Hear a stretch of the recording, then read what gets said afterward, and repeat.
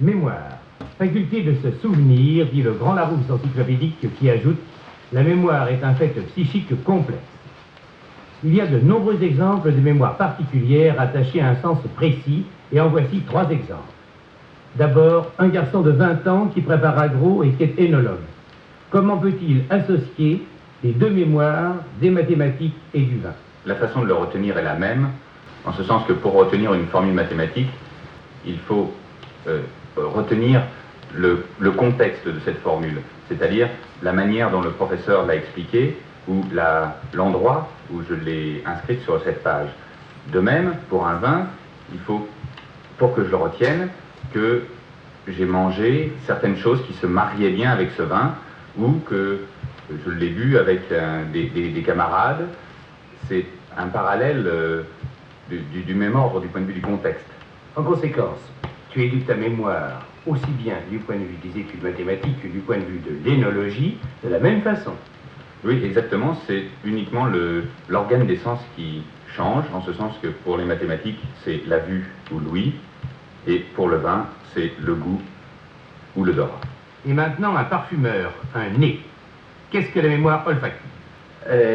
La mémoire olfactive, pour moi, c'est d'essayer de concrétiser quelque chose d'abstrait, c'est-à-dire, c'est essayer de se souvenir, de se rappeler de notes, au départ, de notes extrêmement simples, au fur et à mesure de progresser, c'est-à-dire de se souvenir d'accords de notes, de mélange de 2 ou 3 produits, et au fur et à mesure que les études augmentent, se souvenir d'accords de plus en plus importants, de manière à, lorsqu'on sent un parfum, qu'il vous parle immédiatement et qu'on puisse le décortiquer et se souvenir de l'ensemble du parfum.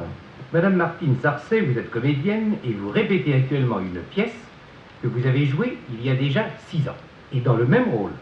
Les mêmes rôles. Je dis les mêmes rôles parce que ce sont plusieurs personnages.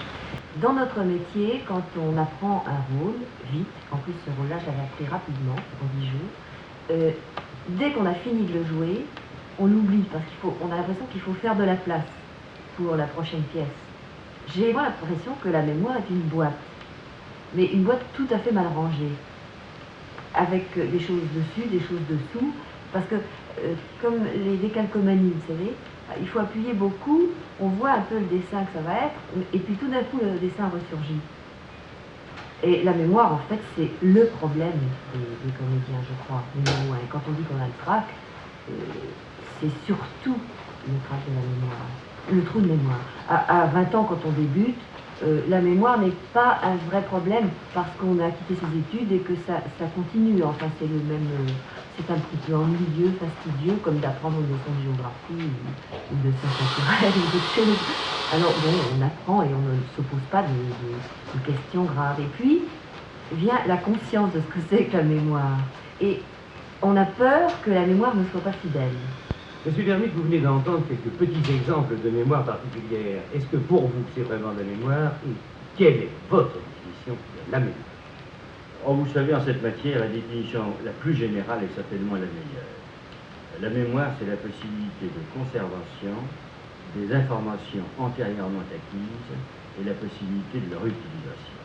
Ce qui suppose que le système nerveux reçoive une certaine information, il la stocke et puis qu'au hasard de circonstances de la vie, il puisse en disposer. Alors bien entendu, cette définition générale recouvre au fond tous les apprentissages. Et ceux que vous avez cités tout à l'heure impliquent de la mémoire. Mais il en est de même pour les apprentissages aussi simples que certains gestes d'activité sportive, mais également pour toutes les matières que nous avons jadis apprises tout le temps de notre enseignement secondaire et universitaire, qu'il s'agisse de langue vivante, qu'il s'agisse de mathématiques ou de quelque technique que ce soit. Bien entendu, tout ceci exige, ou implique plutôt, la rétention de ce que nous avons dû ressasser et apprendre. Et cette définition recouvre bien entendu aussi ce que chacun d'entre nous appelle la mémoire, c'est-à-dire les souvenirs de notre existence. La question qu'on peut peut-être se poser à ce moment-là, c'est de savoir quels sont les facteurs qui interviennent pour qu'une certaine information, finalement, entre dans notre mémoire. Alors là, les réponses qu'on peut donner sont simples. Nous ne retenons bien entendu que les faits qui ont retenu notre attention. Il faut que nous soyons éveillés, il faut que nous soyons attentifs, il faut que nous soyons intéressés. Et à cet égard, la charge affective qui se rapporte à un événement joue un rôle considérable pour le fixer et de façon indélébile dans l'esprit. Et puis bien sûr, il faut répéter l'expérience. Et plus on répète les expériences, plus il est facile de se rappeler justement ce qu'on a à retenir. Alors, oui, tout compte fait, oui, il y a tout de même un élément en plus, c'est que cette définition semble opposer ce qui est mémoire d'acquisition, c'est-à-dire d'informations qui sont reçues au cours de la vie, et puis la mémoire des caractères héréditaires de l'espèce. En fait, je crois que cette opposition, elle a du bien fondé, mais elle a aussi un côté un peu artificiel. Dans la transmission des caractères héréditaires de l'espèce, il y a aussi la transmission de quelque chose qui est de la mémoire. Et quelle différence y a-t-il entre mémoire et intelligence? C'est très difficile de dissocier dans les tâches auxquelles tous les êtres vivants sont soumis la part qui revient à la mémoire et la part qui revient à l'intelligence. Et pourtant, il s'agit là absolument certainement de deux fonctions tout à fait distinctes dans l'organisation du cerveau. La mémoire, c'est se rappeler, conserver quelque chose, et l'intelligence, c'est la faculté qu'on a à manipuler un certain nombre de signaux pour créer entre eux une organisation et éventuellement extraire les significations de cette organisation. C'est là un travail opératoire pour le cerveau qui est très différent. Mais si vous essayez de citer quelque exemple que ce soit de notre activité dite intellectuelle, vous verrez que toujours se mêlent de façon absolument imbriquée mémoire et intelligence. On peut bien sûr donner des exemples de tâches qui impliquent plus d'intelligence que de mémoire. Par exemple, des opérations mathématiques ou un jeu d'échecs. Et puis à l'inverse, des tâches qui impliquent plus de mémoire que d'intelligence, se rappeler un texte par cœur. Mais qu'il s'agisse d'animaux ou qu'il s'agisse de l'homme, il y a sans cesse une liaison entre les deux fonctions.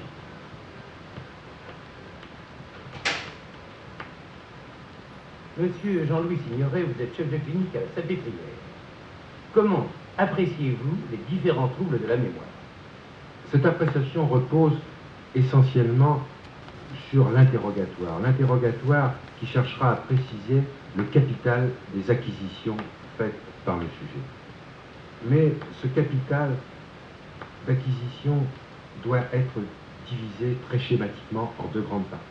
D'une part, celle concernant ce que l'on peut appeler les faits récents, d'autre part, celle concernant les faits anciens. Parce que, d'une façon très générale, je dirais presque très schématique, la pathologie nous apprend que la majorité des troubles mnésiques intéressent essentiellement les faits récents. Pour ce qui est des faits récents, il est très difficile de donner un schéma général. Il faut essayer de faire reconstituer au sujet son emploi du temps de la veille, de ces derniers jours, en essayant parfois, en faisant appel à certaines anecdotes de sa vie personnelle, de sa vie même très privée, des événements sociaux dont il a pu être le témoin, et lui faire reconstituer, bref, ces dernières journées. Par contre, pour la mémoire des faits anciens, il faut être presque plus systématique. Cette mémoire des faits anciens, on devra apprécier d'une part ce qu'a été la vie du sujet, bref, son autobiographie. Commencer par son enfance, le service militaire chez un homme, la vie affective, ses domiciles successifs, ses occupations professionnelles. Étudier aussi les grands événements sociaux dont il a pu être le témoin. Hélas, les guerres, certaines catastrophes, la vie politique. Et puis, troisièmement, ce qui est très important, c'est étudier le capital des acquisitions didactiques, ce qu'il a appris à l'école, l'histoire, la géographie, la littérature, mais aussi ce qu'il a pu apprendre au cours de sa profession. Et là, il est bien difficile de donner un schéma. Il faut adapter l'examen en fonction, il faut bien le dire, de la profession du sujet.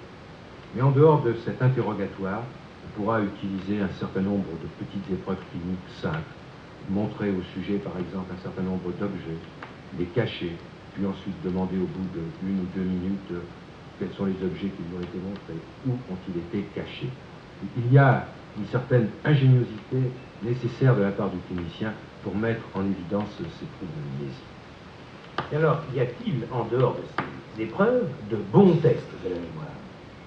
Oui et non. Oui, parce que par ces épreuves, on peut essayer d'apprécier de façon peut-être pas quantitative, mais du moins objective, et en dehors peut-être d'un vécu affectif qui contamine nécessairement les troubles mnésiques, les possibilités actuelles de mémorisation du sujet, que ce soit par exemple des informations verbales, que ce soit des informations visuelles, que ce soit même des habitudes motrices, que ce soit l'apprentissage d'un labyrinthe. Tout cela, bien sûr, peut aboutir à des chiffres, mais des chiffres qui sont un petit peu fragmentaires, car on ne peut jamais réduire le trouble mnésique à un chiffre. Il est bien certain qu'il existe en pratique courante une échelle de mémoire qui est très utilisée et qui est très pratique. Mais il va étudier, elle aussi, les différentes modalités de mémoire, qui permettra, elle aussi, de donner un chiffre, qui, en quelque sorte, rassurera un peu le clinicien. Mais ce qui est peut-être très important dans les tests, c'est de pouvoir préciser si ce trouble de mémoire s'accompagne d'autres atteintes psychologiques, et en particulier celle de l'intelligence. Bref, d'essayer de montrer qu'il existe un trouble électrique de mémoire. Tous ces tests servent peut-être plus aux médecins de checklist pour ne rien oublier, comme d'ailleurs pour le commandant de bord avant le décollage, que de moyens pour chiffrer les troubles de la mémoire. Et là, je crois que vous avez tout à fait raison.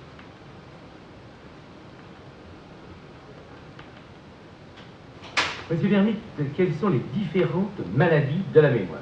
Hélas pour nous tous, il y en a beaucoup. La première est une maladie à laquelle personne n'échappe, c'est l'âge.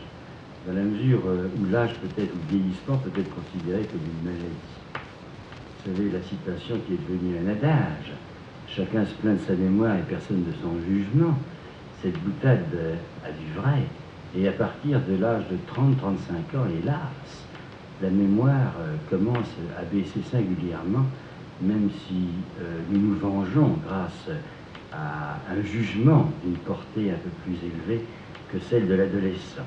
Alors on peut trouver à partir de ce vieillissement une sorte de caricature qui tombe réellement dans le domaine de la pathologie et qui sont tous les états de détérioration du cortex cérébral ou de l'ensemble du cerveau qui apparaissent soit à l'âge avancé, soit à l'étape présénile au cours du troisième âge, qui sont de réelles maladies du cortex cérébral, quel soit le duplicata grossi du vieillissement cérébral ou qu'elle ressortisse à des processus qui sont plus compliqués. Mais peu importe, l'idée générale qui s'en dégage est la suivante, c'est que toute maladie qui frappe l'ensemble du cerveau et spécialement du cortex cérébral amène obligatoirement avec elle une détérioration de la mémoire. Un fait très important de l'intelligence aussi, car mémoire et intelligence sont absolument liés, pas des mécanismes élémentaires différents, mais liés dans la grande machinerie qui est celle qui occupe tout ce qu'on appelle le manteau cortical. Alors il est un deuxième type de maladie de la mémoire, et qui je crois alors a une valeur exemplaire. Exemplaire parce que la mémoire est seule touchée, l'intelligence étant absolument intacte. L'exemple le plus classique est le syndrome de Korsakoff, dû à une encéphalopathie carentielle, en particulier chez les éthyliques, et qui touche certaines formations profondes dans le cerveau qu'on appelle les corps mammillaires, et qui joue, semble-t-il, un rôle absolument essentiel pour transformer le vécu, le présent que nous vivons à chaque instant de notre existence, le transformer en traces de longue durée, c'est-à-dire en fer de la mémoire utilisable ultérieurement. Alors, le syndrome de Korsakoff comporte avant tout une impossibilité totale de transformer les moments fugitifs du présent en traces durables, ce qu'on appelle l'amnésie antérograde, et qui s'oppose de façon très schématique à une intelligence absolument conservée. Il y a d'autres exemples dans ce domaine qui ont la même valeur, par exemple l'encéphalite due au virus de l'herpès, qui vient toucher une formation voisine du corps mammulaire qui est l'hippocampe, et qui semble constituer une des étapes d'un fameux système qui, dans la profondeur du cerveau, semble indispensable à la transformation d'un événement donné en sa trace mnésique durable. Par voie de conséquence, on peut citer de multiples maladies, qu'il s'agisse de tumeurs, de malformations vasculaires, d'hémorragies, qui viennent détruire ces formations.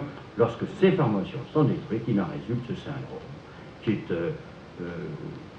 l'extension du syndrome de Korsakoff. Impossibilité de mémorer tout événement que l'on vit avec une intégrité de l'intelligence. Alors je très volontiers un troisième type, pas de maladie sans doute, mais de trouble de la mémoire, qui peut être très grossier, et qui sont provoqués par les traumatismes crâniens. En particulier ces traumatismes d'automobile, d'accidents de la route, dans lesquels il existe une contusion du tronc cérébral avec une atteinte des mêmes structures, au fond, que ces structures profondes dont je viens de parler dans l'exemple précédent, et qui amène l'accidenté à ne plus se rappeler non seulement les moments de l'accident lui-même, mais aussi un certain nombre de minutes, quelquefois d'heures ou de semaines qui ont suivi le traumatisme crânien dont il a été victime. Et dans les cas graves, il est exact que la perte de possibilité de mise en mémoire, de mémoration, peut durer comme ça sur plusieurs mois à la suite de la confusion du tronc cérébral. Alors il y a un fait qui est peut-être un peu anecdotique, mais qui lui aussi est très singulier parce qu'il semble que ce circuit qui permet la mise en mémoire est tout d'un coup débranché et puis se rebranche normalement, on l'appelle l'ictus amnésique, survient chez les sujets généralement à l'âge relativement avancé, tout d'un coup sont déconnectés avec tous leurs repères du présent, ils sont donc dans une apparence de confusion mentale, en fait leur intelligence est claire, leurs réactions aux stimuli du moment sont tout à fait adaptées, mais ayant perdu tous leurs repères dans le présent et sur un passé immédiat, ils se trouvent comme dans une situation, effectivement, d'un homme sans bagage, sans passé, et qui les déroute pendant les quelques heures que dure cet ictus amnésique.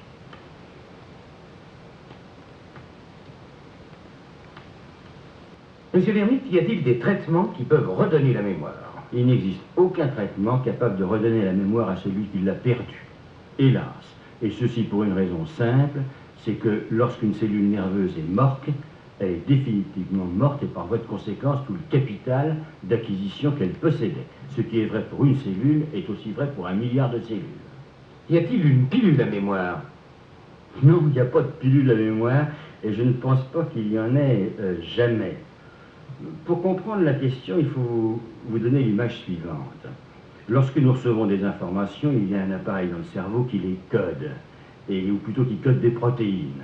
Et ces protéines codées, c'est le substratum fondamental de tel ou tel apprentissage. Alors, nous ne connaissons pas ces protéines, mais le jour où nous les connaîtrons, car nous les connaîtrons, eh bien, vous donnez ces protéines, c'est exactement comme si vous apportiez auprès de ma secrétaire une tonne de papier à dactylographier. Mais si ma secrétaire n'est pas là, si l'appareil à dactylographier n'est pas là, si je ne suis pas là pour lui dicter quelque chose, qu'est-ce que vont faire ces tonnes de papier à dactylographier? Eh bien, rien, ça ne servira à rien. Mais y a-t-il alors des exercices pour la mémoire? Oui, il y a des exercices pour la mémoire. La mémoire, comme toute fonction du cerveau, a une très grande règle.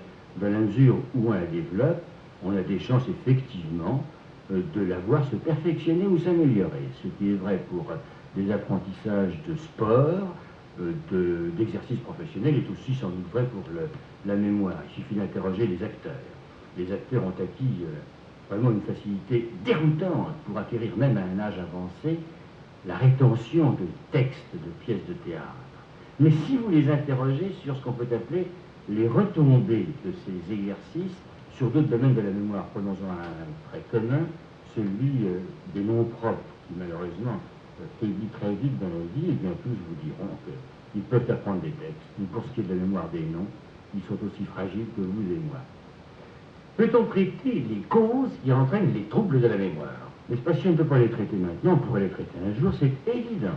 Supprimer l'alcoolisme, vous n'aurez plus d'encéphalopathie alcoolique, supprimer les tumeurs, plus de tumeurs, supprimer l'athérosclérose, plus d'accidents vasculaires du cerveau. Alors bien entendu, ça, sans aucun doute, si on parle des voies du progrès, c'est dans ce sens-là qu'il faut s'engager.